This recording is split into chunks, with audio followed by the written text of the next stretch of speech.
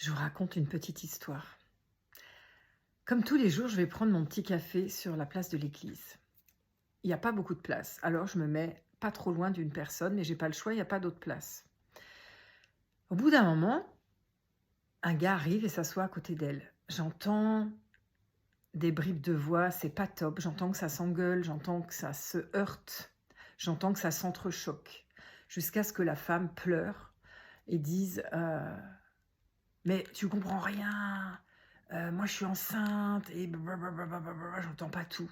Le gars se barre, la femme reste toute seule et au bout de 3 minutes, elle se retourne vers moi, les yeux pleins de larmes et elle me demande: «Vous avez des enfants?»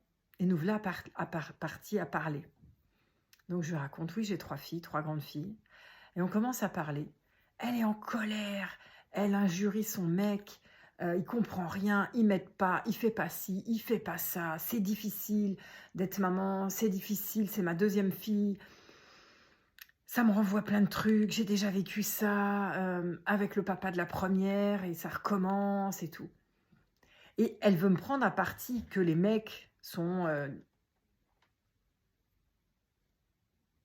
égoïstes, je cherchais le mot, égoïstes, ça m'a fait bugger, qui comprennent rien et cetera. Je dis: «Oui, certes, nous sommes sur 2 planètes différentes. Nous avons des besoins différents, nous avons des attentes différentes, nous avons des projections sur l'autre différentes.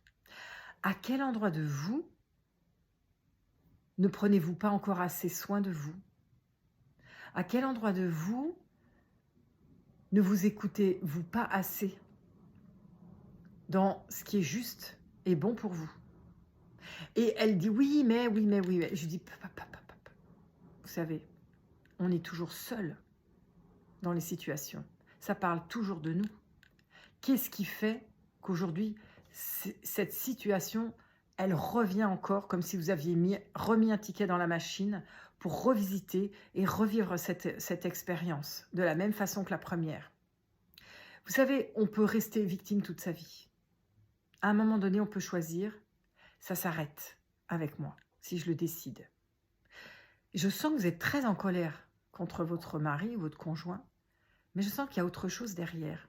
Vous me parlez de cet enfant comme s'il allait venir ruiner votre vie, comme si ça allait tout bouleverser, votre vie, votre épanouissement, votre réalisation de vous-même. Et si c'était une part de vous qui avait juste besoin d'amour parce qu'elle ne se sentait pas comprise, elle se sentait étouffée, muselée, à ce moment-là, elle pleure. Et je dis, c'est juste un besoin d'amour. Vous avez juste besoin de lui envoyer de l'amour à cette part de vous-même. Elle a peur. Elle a peur d'être seule, elle a peur d'être mise de côté, elle a peur d'être pas entendue, elle a peur qu'on s'occupe plus d'elle. Elle me dit: «Oui, parce que j'ai déjà vécu ça la première fois et je me sentais tellement, transparente et que, le papa de la première ne s'occupait pas de moi, il ne faisait comme si j'existais pas, il m'aidait pas du tout».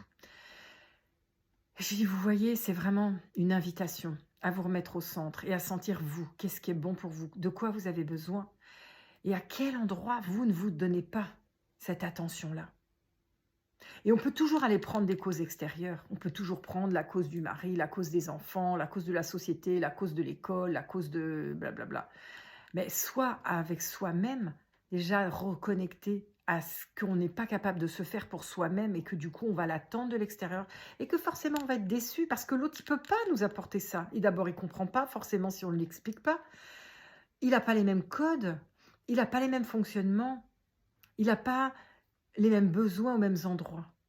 Donc, on va lui exprimer à cette personne, ça peut être aussi une femme, hein, un homme, une femme, la personne, elle va le prendre comme un reproche et du coup, ce qu'elle va sentir, elle, c'est qu'elle n'est pas à la hauteur, cette personne, et qu'elle vient pas satisfaire vos besoins, qu'elle n'est pas à la hauteur de vos attentes et que donc blablabla, blablabla. Et là, on remet un ticket dans le manège et on refait, allez hop, 5 tours, 10 tours, peut-être même parfois plus. Donc, je lui ai juste dit: «Prenez cette part de vous dans vos bras et embrassez-la, écoutez-la et rassurez-la que c'est temporaire, qu'un enfant, ça prend un peu de temps. Oui, certes, bien sûr que tout tourne autour de cet enfant, mais c'est en attendant les quelques premières années. Ça ne vous empêchera pas de vous réaliser et puis peut-être que cet enfant va venir vous faire grandir encore plus vers vous-même parce qu'en fait, un enfant, Ça révèle tout ce qu'on est, mais aussi tout ce qu'on n'est pas encore. C'est une super histoire.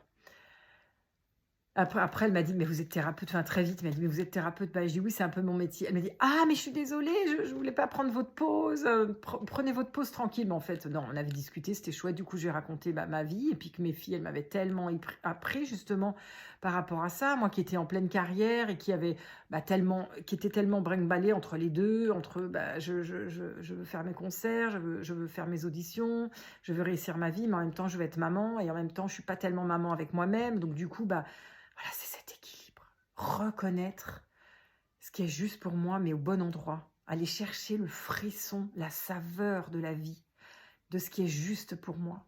Et pas aller toujours chercher une cause à l'extérieur. Revenir en mon centre, reprendre mon pouvoir et pas le laisser toujours à l'extérieur. Donc c'est m'exprimer de la plus juste des façons qui soient, dans l'assertivité, en étant sur le je plutôt que sur le tu qui tue.